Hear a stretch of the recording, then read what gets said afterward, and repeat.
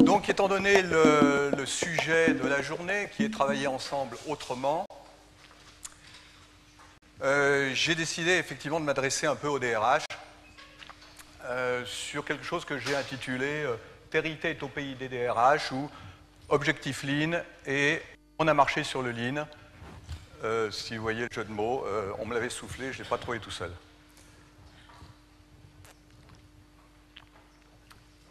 Les sponsors, je les réserve à la fin, j'en parle à la fin. Donc, au programme, je vais tout d'abord vous expliquer très rapidement, revenir très rapidement pour ceux qui n'ont pas la vision claire ou la même vision que moi du Lean et de l'agilité, pour refaire un très rapide survol. Pour arriver à la chose importante, c'est de l'importance du respect des équipes, à la fois dans le Lean Management et dans l'agilité. Pour terminer par on a marché sur le Lean, ça c'est mon coup de gueule à l'intention des DRH, où lorsqu'on parle Lean, par exemple, dans une entreprise, on voit la CGT qui monte au créneau, on se demande pourquoi. Parce qu'il y a effectivement des dérives du Lean au Lean Six Sigma et puis maintenant au benchmarking. Puis ensuite, on en parlera aussi, la dérive du respect des standards sur lesquels je reviendrai. Alors, Objectif Lean, qu'est-ce que c'est que le Lean? Taishi Ohno, célèbre ingénieur de chez Toyota, disait « Tout ce que nous faisons, c'est de surveiller le temps qui s'écoule entre le moment où le client nous passe commande et celui où nous encaissons l'argent. Nous réduisons ce temps en éliminant tout ce qui est gaspillage et n'apporte pas de valeur ajoutée. » Donc en fait, tout le Lean est résumé ici. Après, dans le détail, il y a effectivement beaucoup d'outils qu'on peut examiner en ces termes-là. Comment est-ce qu'on fait pour satisfaire le client et réduire le temps où on va lui donner satisfaction, où on va vraiment lui livrer quelque chose. Donc éliminer les gaspillages. Éliminer les gaspillages, certes, mais comment est-ce qu'on élimine les gaspillages? C'est parce que l'on apprend à repérer les problèmes et on apprend à les résoudre.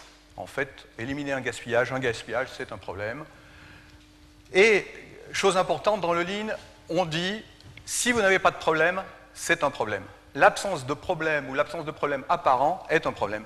Parce qu'en fait, on a toujours des problèmes à résoudre et si on a l'impression de ne pas en avoir, c'est qu'on a mal réfléchi à la question et que l'on n'est pas prêt à faire de l'amélioration continue. Les principes, surtout, c'est que les solutions aux problèmes sont sur le terrain.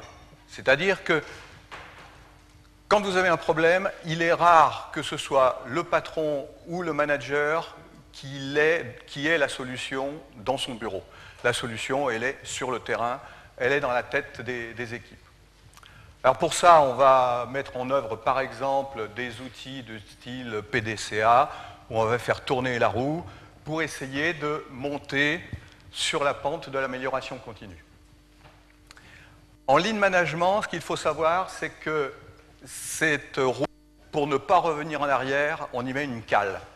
Et que la cale, c'est la standardisation. Donc, on fixe les standards pour apprendre et effectivement ne jamais revenir en arrière, ne jamais reproduire quelque chose que l'on a résolu une fois. Ça, c'est absolument, la standardisation est absolument fondamentale en Lean. Donc, il faut fixer les standards, il faut les respecter et surtout les faire évoluer. Parce que si les standards, c'est fait pour repérer les écarts. C'est-à-dire que vous faites une action et puis vous apercevez, vous avez mal livré, ou il y a quelque chose dans la livraison client qui s'est mal passé. Vous avez oublié un fichier, vous avez oublié de mettre à jour une base de données, etc. S'il y avait des standards, ça n'aurait pas dû se produire. Si ça se produit, c'est qu'il y a un écart par rapport aux standards. Et de deux choses l'une. Ou bien, effectivement, vous avez mal appliqué le standard, ou bien le standard n'était pas applicable, le standard n'était pas bon. Donc, on le fait évoluer. Un standard, c'est aussi fait pour évoluer, toujours dans le cadre de l'amélioration continue. Ça, c'était pour le Lean. L'agilité, donc le Lean, comme vous le savez aussi sans doute, c'est né dans l'esprit de gens du MIT qui essayaient de comprendre comment le système Toyota avait permis à Toyota de devenir l'un des premiers constructeurs mondiaux. L'agilité, c'est né un peu différemment dans l'esprit des startups US qui, elles, ont cherché quelles étaient les meilleures approches du développement logiciel. Alors, il faut que je vous dise là 2 mots sur la production de logiciels et la différence entre projet et production. Ce qu'on appelle habituellement production, c'est de la production de type industriel, cyclique, c'est-à-dire que vous faites des voitures, eh bien, vous avez ce qu'on appelle un takt time, vous savez que vous devez toutes les 3 minutes sortir un véhicule, donc c'est répétitif. Le projet, c'est complètement différent. Le projet, c'est quelque chose qui va durer 6 mois, 2 ans, et a priori, rien n'est répétitif dans le projet. Alors même si aujourd'hui, on fait de la construction, par exemple, on construit un Airbus A380 en mode projet, parce qu'on n'en fait pas 4 par jour. Mais donc, la production de logiciels se fait en mode projet, donc avec un risque, qui est le risque inhérent à tout projet, c'est l'effet tunnel. Donc, pour éviter cet effet tunnel, eh bien, l'agilité, effectivement, a fait quelque chose qui est habituel pour avancer, c'est qu'on a réinventé la roue.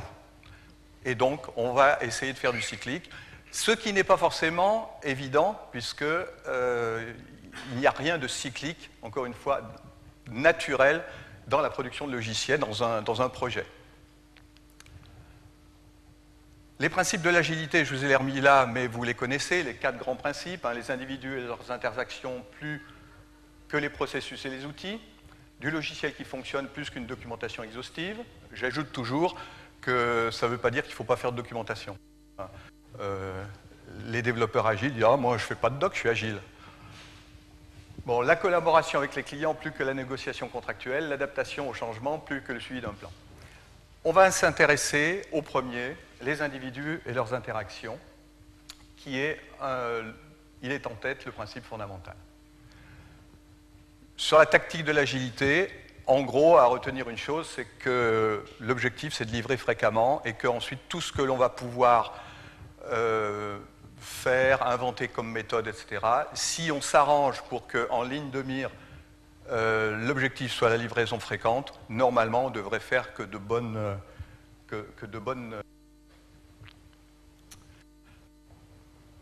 Ce rappel, donc Lean et agilité, pour arriver à quelque chose là où je voulais arriver, c'est que le plus important dans cela, la base, je dirais, sur laquelle tout cela s'appuie, c'est le respect des équipes. Alors le respect en Lean, le respect des équipes, ça se traduit par le fait que les solutions aux problèmes sont sur le terrain, parmi les opérateurs, j'en ai déjà parlé. L'amélioration continue est l'affaire de tous. Tout ce qui gêne un opérateur est source de gaspillage. Et la mauvaise santé d'un opérateur est un gaspillage aussi. C'est-à-dire toutes les absences, dans les usines, tous les troubles musculo-squelettiques, y compris même dans les bureaux. Hein, un agent de banque qui est mal assis devant son poste, pour lui, un trouble musculo-squelettique, c'est un gaspillage que l'on doit éliminer. Sur l'agilité, même chose, le respect des équipes fondamental. Le premier principe de tout à l'heure, les individus et leurs interactions plus que les processus et les outils, ça se traduit parmi les 12 points détaillés du manifeste agile par au moins 5 d'entre eux qui parlent de l'importance des équipes. Donc réaliser les projets avec des personnes motivées, le dialogue en face à face, les processus agiles encouragent un rythme de développement soutenable, c'est-à-dire qu'on parle de sprint, je ne vois pas pourquoi on a inventé ce mot-là, c'est plutôt du marathon ou de la course de fond, c'est-à-dire que toute l'année, on doit pouvoir faire maintenir le même rythme et normalement, on doit faire disparaître de toute entreprise le week-end de travail pour livrer le client urgent le lundi matin. Les meilleures architectures et spécifications naissent au sein des équipes auto-organisées et à intervalles réguliers, l'équipe réfléchit elle-même aux moyens de s'améliorer, c'est l'amélioration continue, les chantiers Aizen, enfin les rétrospectives, etc. Dans la pratique, ça se traduit par 2 ou 3 points. D'abord, ne pas laisser un développeur seul face à un problème. Ça, c'est typiquement le but principal du stand-up meeting. Le stand-up meeting, c'est fait pour faire surgir les problèmes. Pas forcément pour les résoudre, mais vous ne devez pas laisser... Enfin, il n'y a rien de pire que de s'apercevoir au bout de 3 jours qu'il y a un développeur qui coince sur un truc qu'on aurait pu décoincer ensemble en 5 minutes s'il en avait parlé. Donc le stand-up meeting est là pour faire surgir les problèmes. Ensuite, il y a quelque chose d'un peu plus anecdotique qui est, par exemple, le calendrier Nico-Nico, qui consiste tous les soirs à partir en mettant une petite gommette rouge, jaune ou verte selon qu'on a passé une bonne journée ou selon que la journée nous a paru productive ou pas. Il y a beaucoup d'informations, d'enseignements à tirer de ce type de retour. Dans la pratique toujours, favoriser la connaissance, c'est-à-dire le temps passé à chercher est un gaspillage, donc ensuite ne pas oublier les leçons apprises, ne pas refaire les mêmes erreurs, enregistrer les raisons de vos choix et de vos décisions. Là, comme quand je disais pas de documentation, c'est au contraire, la documentation, c'est enregistrer la connaissance au plus proche de la source, chercher le bon équilibre pour éviter les gaspillages et organiser le partage des connaissances au sein des équipes. Les bénéfices de tout cela, c'est que les personnes impliquées apportent un avantage compétitif durable.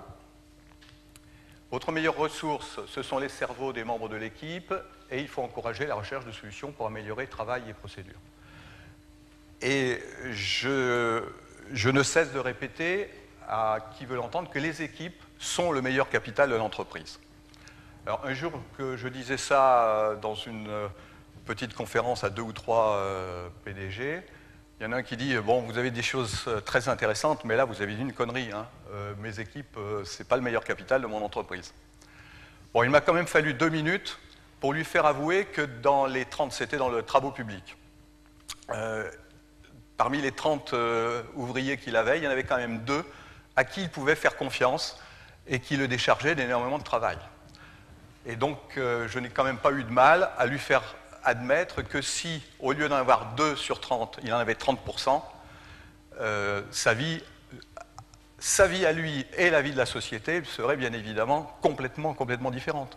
Donc, je persiste à dire que les équipes sont le meilleur capital de l'entreprise et que c'est là qu'il faut piocher les bonnes idées. J'en arrive maintenant au coup de gueule. Les dérives. Alors tout d'abord, la dérive du Six Sigma et du benchmarking. Chose que j'ai aussi beaucoup répétée à des DRH, c'est que l'objectif individuel, la pression du chiffre, est à la fois source de stress inutile, mais complètement contre-productif pour l'entreprise. Qu'il ne sert à rien de mesurer la performance d'un individu, que seule la performance de l'équipe compte. Alors ça, je ne suis pas sûr d'avoir convaincu un seul DRH. C'est peut-être plus facile de convaincre le patron que le DRH, d'ailleurs, en la matière. Alors, pour illustrer ça, je me suis demandé comment le faire. Alors, je ne veux pas vous donner des exemples parce que je suis sûr ou j'aurais peur qu'on repère de quelle est la source des soucis que je vous donne.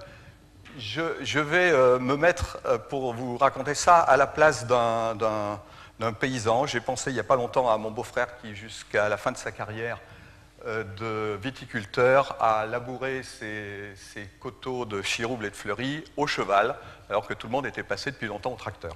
Donc je vais même me mettre dans la peau d'un viticulteur, un des métiers que j'aurais aimé faire, pour vous expliquer comment j'ai voulu repasser au cheval et quelle aventure cela m'a donné. Tout d'abord, je m'en suis ouvert un petit peu à un gars de la ville que j'ai rencontré au village. Il m'a dit, mais attends, un cheval, ça va te coûter cher, pourquoi t'embauches pas un âne? Alors, en picotin, ça te coûtera moins cher. Alors, finalement, je n'ai pas embauché un âne, j'ai embauché un cheval, un bon, dont j'étais sûr qu'il tirerait la charrue correctement, qu'il avait la force et qu'il aurait l'intelligence de bien tirer la charrue. Ensuite, donc, j'ai acheté un cheval, je l'ai appelé Sultan.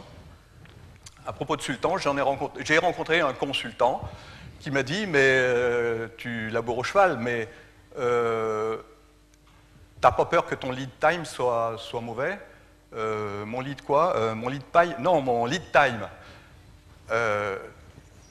Tu passes beaucoup de temps à labourer. Bon, certes, je passe beaucoup de temps, mais bon, que veux-tu que j'y fasse? Mais il faut essayer de t'améliorer. Comment je fais? Bah, tu vas faire du Six Sigma. C'est quoi le Six Sigma? C'est tout ce qui se mesure s'améliore. Ah bon, alors qu'est-ce que je peux mesurer? Bah, écoute, quelle surface tu fais chaque jour? Bah, je sais pas, jour après jour, je fais peut-être 10 coupées. Une coupée, c'est en gros 10 000 pieds de ligne. Bah, voilà ce que tu vas faire. Chaque jour, tu mesures très précisément la surface que tu laboures. Et puis, ton cheval, il faut quand même le motiver. Donc, puisque tu fais en gros 10 coupées à la journée, à partir du moment où tu en as fait 8, tu lui donnes la moitié de sa ration de picotin. Et puis, à chaque coupée supplémentaire, tu lui donnes un quart. Donc, quand il aura ses 10, il aura sa ration. Et puis, s'il en fait 11, 12, eh ben, il aura durable, il sera motivé. Donc, j'ai reçu mon cheval en entretien annuel. Je lui ai parlé à l'oreille. Et puis, je lui ai dit, bah, maintenant, tu sais, les temps sont durs, il va falloir en mettre un coup. Et puis, tous les jours, je vais mesurer. Et c'est vrai que j'ai pratiquement toujours tenu les 10. Je suis même monté jusqu'à 12. Le cheval, il était content, un peu fatigué, mais il avait quand même 50% de ration en plus. Et puis avec ça, après, donc j'étais content de faire du Six Sigma. Bon. Je mesurais, je m'améliorais un peu. Et puis j'ai rencontré un autre consultant qui m'a dit, mais Six Sigma, là, qu'est-ce que tu mesures? Tu n'as peut-être pas choisi le bon KPI. Le KPI quoi? Ben, le KPI. Ah, il faut que je mette un gendarme derrière mon cheval. Non, non, non. Tu n'as pas forcément choisi le bon indicateur. Il faut faire du benchmarking. Ah bon, mais c'est quoi le benchmarking? Ben, tu regardes comment font les autres, et puis tu mesures, tu regardes ce qu'ils mesurent, tu essayes de mesurer, puis tu fais la même chose chez toi et tu essayes d'avoir les mêmes chiffres qu'eux. Et il n'y a pas de raison que tu ne sois pas aussi bon qu'eux. Ah oui, mais les copains, ils labourent au tracteur. Qu'est-ce que je fais, mon cheval? Je lui donne du gasoil et je lui greffe un pot d'échappement? Bah, non, mais des chevaux, il y en a quand même d'autres. S'il n'y en a pas autour de toi dans la campagne, à Vincennes, il y en a. En plus, il tire un sulky, il y a un bonhomme dessus, alors que toi, il a que la charrue à tirer. Donc, tu lui mets un GPS, et puis, bon, tu fais combien? En gros, 1 mètre seconde. Alors qu'à Vincennes, ils font 10-15 mètres secondes avec leur sulky. Bon, donc tu lui mets un GPS, et puis tu regardes, et tu essayes d'améliorer. J'ai mis un GPS. C'est vrai que c'était un peu difficile d'aller au-delà du mètre seconde. Bon, mais quand même, il m'est arrivé de faire des pointes à 1,50 m. Hein. Je m'approche là. Hein. Bon. Tout se passait bien. Le problème, c'est que ce con de cheval là,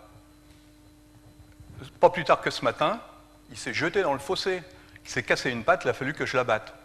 Mais bon, à mon avis, il avait des problèmes familiaux, ce cheval.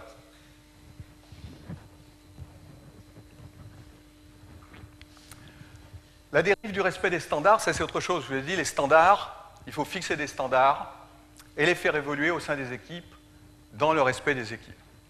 Alors là, combien me reste-t-il? 6 minutes, ça ira. Je vais laisser la parole à un DRH qui va vous expliquer que grâce à Territate et le respect des standards, comme par exemple, alors je ne sais plus, c'est pas Jenny, c'est je ne sais plus son prénom, qui avait oublié de mettre une cover sheet sur son rapport, etc.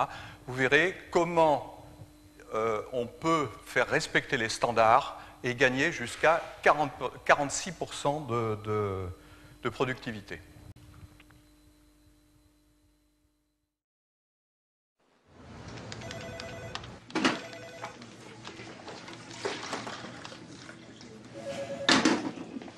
Hey, Laura. Hey, Paul. Pew.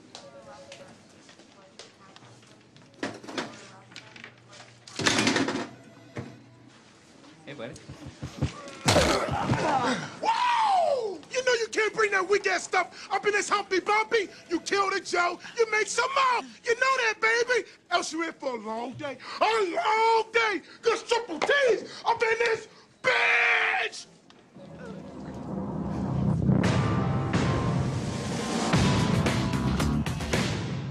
Some people said I was crazy when I brought Terry on board, but I'm a firm proponent of paradigm breaking, outside-the-box thinking.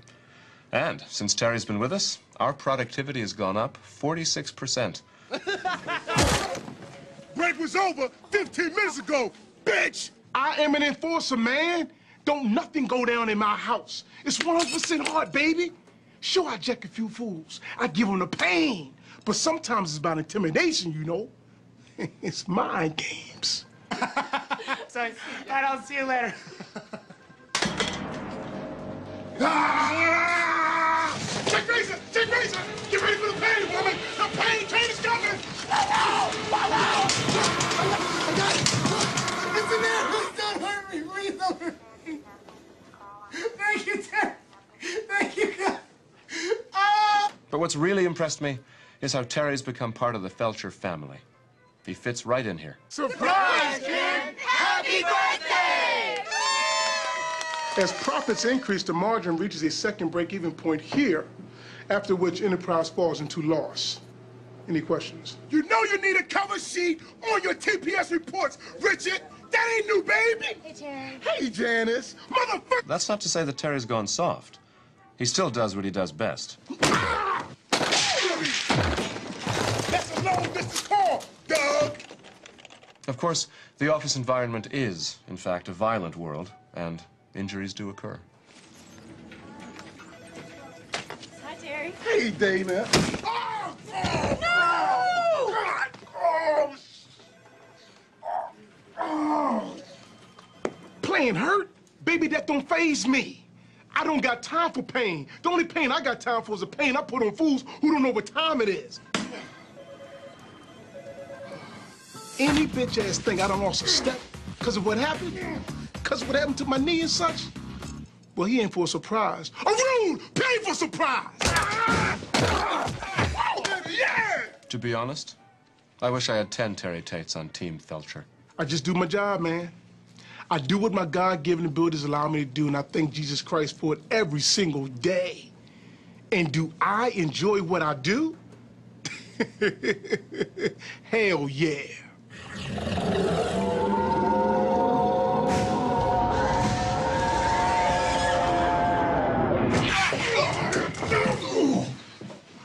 These ain't your pens, Richard! These pens belong in my house! You can't come in my kitchen and kick my dog and take a box full of ballpoints! Your ass must be crazy!